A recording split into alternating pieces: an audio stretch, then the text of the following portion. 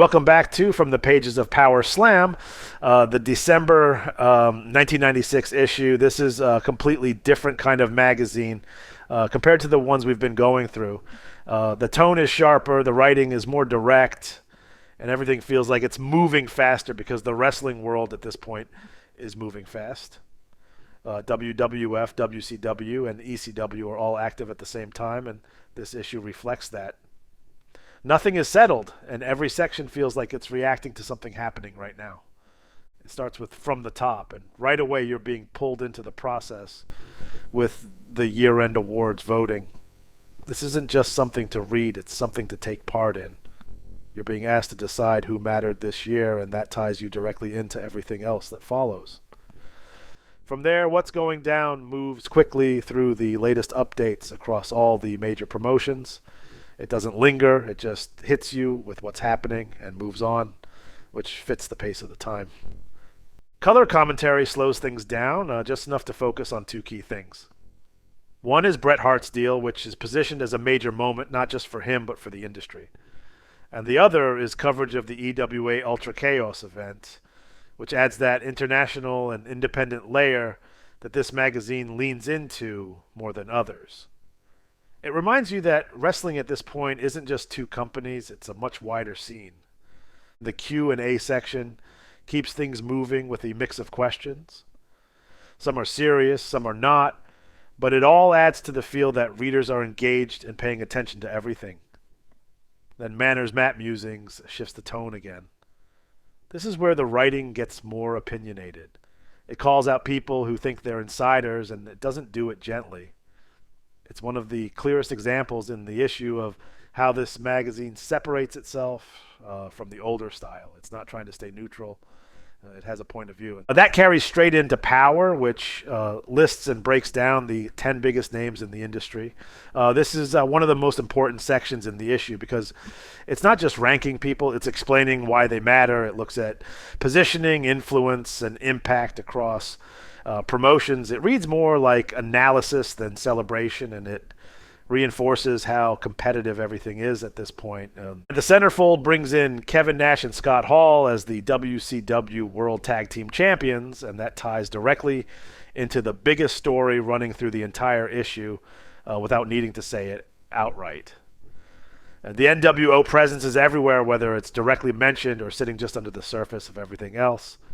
Then you move into the main features, and this is where the tone gets heavier. Mind That Grave focuses on In Your House 11 and the Buried Alive match between Undertaker and Mankind. The way it's presented, it's not just another match, it's something darker. The stipulation itself changes how you look at it. It's about punishment and endurance more than anything else. The description leans into the atmosphere, the setting, and how far things are being pushed. Total Havoc shifts over to WCW and Halloween Havoc 1996. This is chaos in a different way. The matches, the interference, and everything tied to the NWO angle all come together. The article doesn't try to clean it up. It presents it as it is, unpredictable and constantly moving. You get the sense that WCW at this point is driving a lot of the conversation. Express Relief brings things back to the WWF tag division, but not in a glowing way. The focus is on the Can-Am Express and whether they can succeed in what's left of that division. That wording matters. It's not presented as strong or deep. It's presented as an opportunity because things aren't where they used to be. And that contrast with the WCW tag scene earlier in the issue stands out. And then you get to Blasphemy, and this is one of the most important pieces in the magazine. It covers ECW's crossing a line with the Raven and Sandman angle. The description makes it clear that this wasn't just another shocking moment. It caused backlash, and not just outside the company. Even within ECW's own base, it didn't land the way they expected. It talks about how the reaction forced them into a position they weren't used to, even apologizing, which goes against everything they had built their identity on. That's what makes this piece stand out. And it's not just about what happened, it's about the consequences. Going solo looks at Jeff Jarrett and takes a broader approach. It goes through where he's been, where he is, and where he might be going.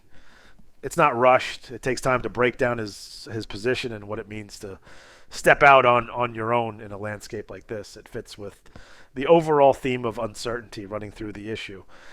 Who's That Again focuses on Stevie Richards, and this is where the magazine brings in some humor, but it's still tied to character. It plays off his persona, the confusion around him, and how he fits into everything else going on. It's lighter, but it still connects. The letter section brings everything back to the readers. You've got topics like No Change, Comeback Cactus, and Not Sid.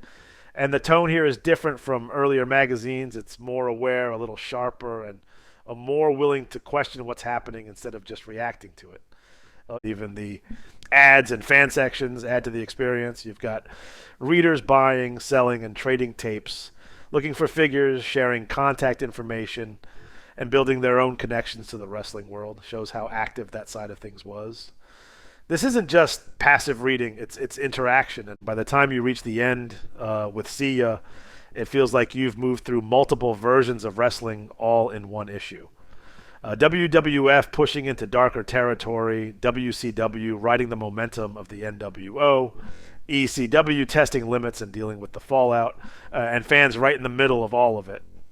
When you step back from this one, what stands out is how competitive everything feels. No one company controls the conversation. Every section feels like it's reacting to something happening somewhere else, and that gives the entire issue a different kind of energy. If this one brought you back, even for a few minutes, save it and come back to it, and drop your memory from this era. What moment stood out the most to you? See you next time. Farewell from the Empire State.